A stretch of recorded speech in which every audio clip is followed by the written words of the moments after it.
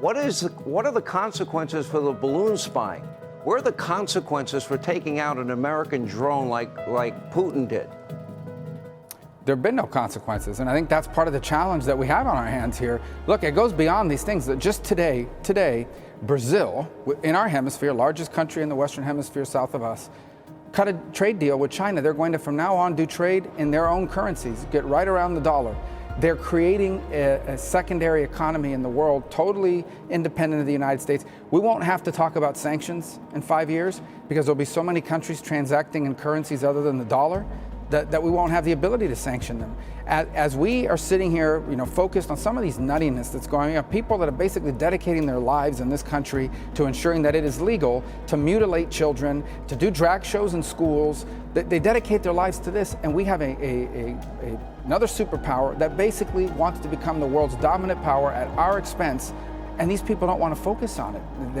We had some person on The View yesterday say that our criminal justice system is no better than what China is doing with its genocide of Uyghur Muslims. So we better wake up, or we're going to live in a very different world than the one we've been used to, and it's going to happen very fast. Meanwhile, U.S. Air Force leaders are releasing a strategic plan that says creating a diverse and inclusive workforce is part of the strategy to, quote, fly, fight, and win against China, General. You've got our armed forces talking about diversity and equity, while China is moving forward with power brokering and leadership across the world. This doesn't look good to me, General. When you watch Fox News and, Republican rhetoric, they always talk about, like, go woke, go broke. They always talk about, well, you guys are always talking about inclusion in the military, and that doesn't matter right now. We need to, what they're really saying is that we need to preserve white supremacy. Guys, wake up. Let me tell you something, right? Democrats, Republicans, still all white supremacists. What's my pretty word for that? We're not allowed to say white supremacists. We have to say white facing. Is that a nicer term? Is that nicer? They're white facing, right? The Democrats and the Republicans. The Republicans are more extremist about it. The Democrats try to pretty it up in a pretty bow for us. Right? They try to pretty it up. And so it's so interesting how, the Republicans have co-opted this word woke. If you just look at the dictionary definition of what woke is, it's just about inclusion. It's just about anti-white supremacy. You know what? Let me just pull it up right here. Woke. What does woke mean? First thing that comes up on Wikipedia, Google. Woke is an adjective derived from African American vernacular, meaning alert to racial prejudice and discrimination. That's it. That's what woke is. Okay. Beginning in the 2010s, it came to encompass a broader awareness of social inequalities or social inequities, such as sexism, and has also been used to shorthand American left's ideas, including identity politics and social justice. But they've taken the word and they've re-engineered it to mean everything that they don't like about Black people, the Democratic Party, and whatever. We track how you started it and how it spread. Stay Woke was introduced to the world by way of this album, New America Part 1. There's a song on this particular album called Master Teacher. And in that song, Master Teacher, the chorus is I Stay Woke. And I tweeted it about this group that was detained, Pussy Riot. They're this group of activists who are artists. And in my tweet, I said, free Pussy Riot and hashtag Stay Woke. After that, woke took off. Then how some on the right are sort of hijacking or attacking it or giving it a different definition. Sure. So I want to play this for you since you bring it up, and then we could talk about it. All right. Even though you go through struggle and strive to keep a healthy life, stay woke. Everybody knows a black or white. There's creatures in every shape and size. Stay woke. Stay woke. Yeah. It's just urging folks to pay attention, to be alert. Stay woke, baby. Wow. I want my culture to stay woke, but I want the other cultures that's supporting us to stay woke. Woke fascism that will destroy our nation. We will never, ever surrender to the woke mob. Florida is where woke goes to die. I think they mean black. Yeah. It's just another way to say thug or something else, right? You know, in America, one thing that people do that are typically not well-traveled is they love to localize, you know, foreign concepts, or people are very myopic. They can only see, or one-dimensional, right? They can only see within the landmass of their state, not even the country, just their state. You know, they can't see, you know, how the world works, because a lot of people just don't travel, right? Wokeness in America has become an attack on diversity and inclusion. They've looked at very America-centric issues and sort of like almost localized and co-opted the word. I mean, yeah, sure. Wokeness it was invented by Erykah Badu, who is American.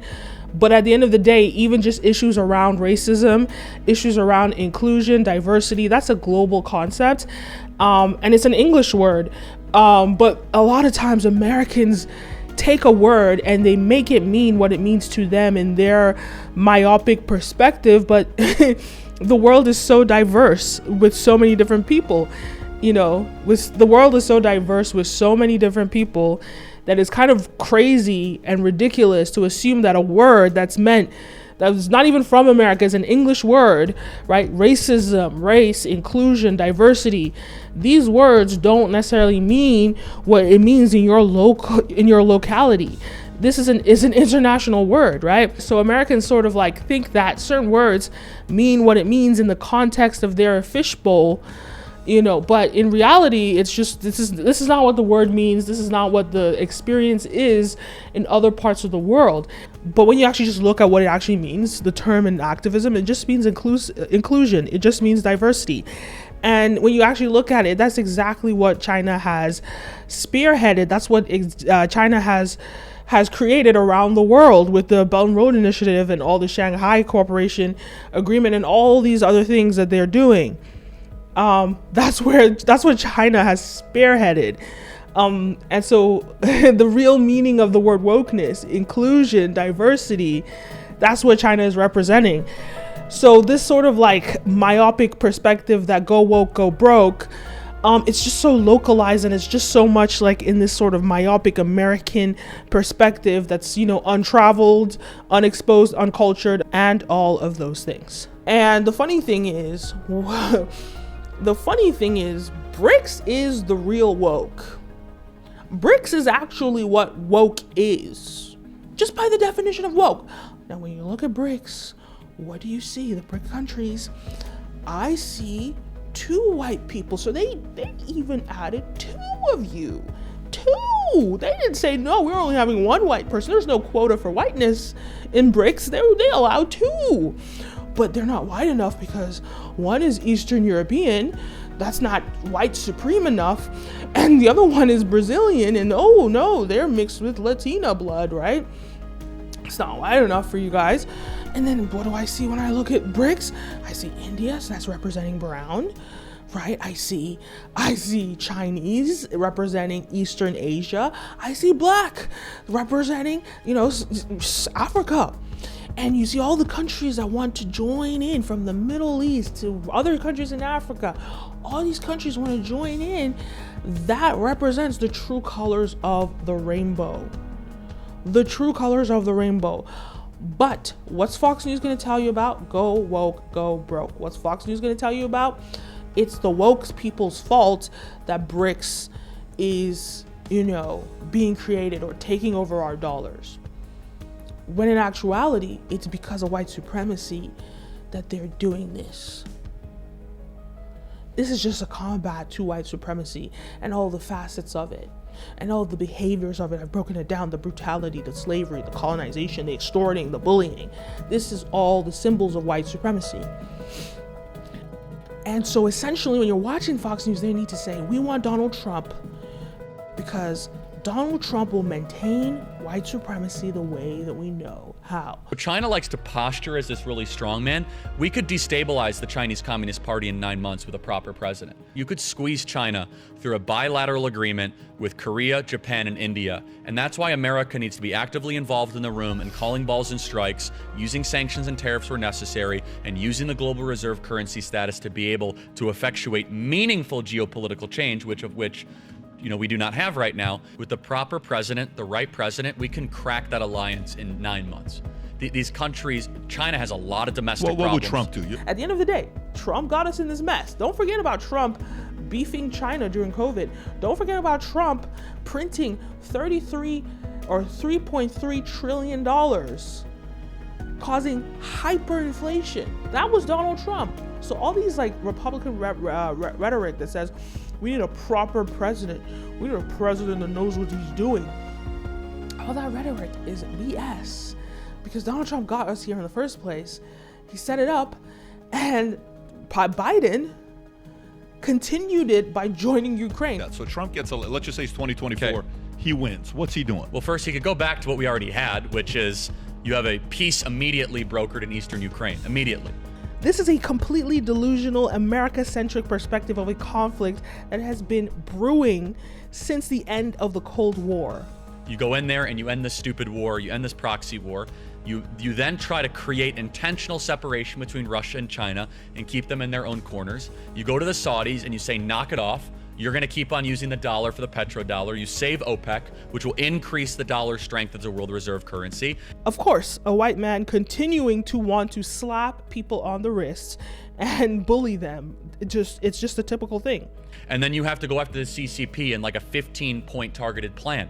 You pull their visas from being able to go to Europe, you put targeted sanctions on them. And he's also totally ignorant to Europe's dependency on China, to assume that the Europeans can just do that. But we have to have a serious plan to punish the CCP for what they did with the virus, covering it up and lying about it. And then also their hyper-aggressive action with Belt and Road. This is just more white supremacist wrist slapping. And it's so crazy to me, the Belt and Road Initiative, something that was designed to, support people around the world, something that the Chinese are using to uplift people around the world. You're making that seem as though it's some demonic agenda from China. It's just so ridiculously self-centered and crazy and selfish, really. Cyber warfare, infiltrating the American economy. Some of that comes with a price and a cost, but then more than anything else, Trump, if he becomes president again, will be energy independent again. There'll be economic confidence restored. I think that we'll see inflation put under control because we'll actually have a rebirth of market stability. Look, this is propaganda. He's pushing this idea of Donald Trump as being president. He's giving people false hope. Trump probably will do worse. If Trump becomes president, we'll probably go into a full-blown war with China. Trump is not the person that you want to be dealing with the Chinese. If you remember how he was basically screaming at President Xi or President Xi just during COVID. Do you remember that? Do you remember even when he was coming into his presidency and all he could say was China, China, China, China? That's who you want to be? That's who you want to be, the person representing America in such a sensitive time? You have to be very careful. Like, this is just propaganda and people should not fall for it, because these are real lives, and Trump can escalate things into a full-blown bomb-throwing war just because he can't put down his phone and stop tweeting or whatever his new social media platform is. This is not a joke, and people need to stop joking about it because it's not funny. It really is an indictment of the lack of confidence coming from the current regime. We need President Trump to do what he did for 4 years, which is to unshackle the American economy. Make America great again. Let's use slaves as they're supposed to. Let's use the blacks. Let's use the Indians, the Japanese, all of them. Let's use them as we are supposed to. This is what the Republicans want, but they're not going to say that. They don't want to be canceled. So and they also want to attract people. Because let me tell you something, you can be a white supremacist. You don't have to be black. You don't have to be white to be a white supremacist. There are white supremacists of all races, all colors. It's an ideology, right? That's all it is. It's an ideology. And so they don't want to exclude people by saying overtly like, guys, we have to save whiteness. That's what they say in private, in their private meetings. They don't want to do that. So they're going to say it in a fancy way to distract you. But this is what they're really saying. We have to preserve white supremacy. So at least the funny thing is that when the Democrats are saying, we're gonna make our military colorblind, we're gonna make our military diverse. The irony is that that's actually gonna help you in this situation, right? But the Republicans are like, you guys are focusing on that when we need to be focusing on preserving white supremacy. And the Democrats are saying no, because think about it, right? If your military, this is just hypothetically just speaking, right? If your military is diverse and really truly representing America, and you're fighting in a war, God forbid that this ever happens, but hypothetically, you're fighting in a war with the Chinese, they're going at it, and you see one Chinese person sees another Chinese person, there might be unity there. One is a Chinese American, the other one is Chinese, and they're like, yo, we're brothers. And I think that when you have that diversity, it allows for a faster way to have discourse, a faster way to have unity. What has actually caused breaks to form was because of white supremacy. Because they saw the G7, they saw the G8, they were not included. They said they do G20, and yes, it included China and India in G20, and I think Brazil's in there too, but they said, no, that's not good enough. It's not good enough. We can create more alliances. They recognize that the world is big and diverse, and we can create more inclusion, and we don't have to be elitist. That's what woke is. That's what woke is. The Democrats, they just seem to be oblivious to this, or they know also. They just have a more softer branding to their white supremacy. It's just more subtle. It's very inclusive.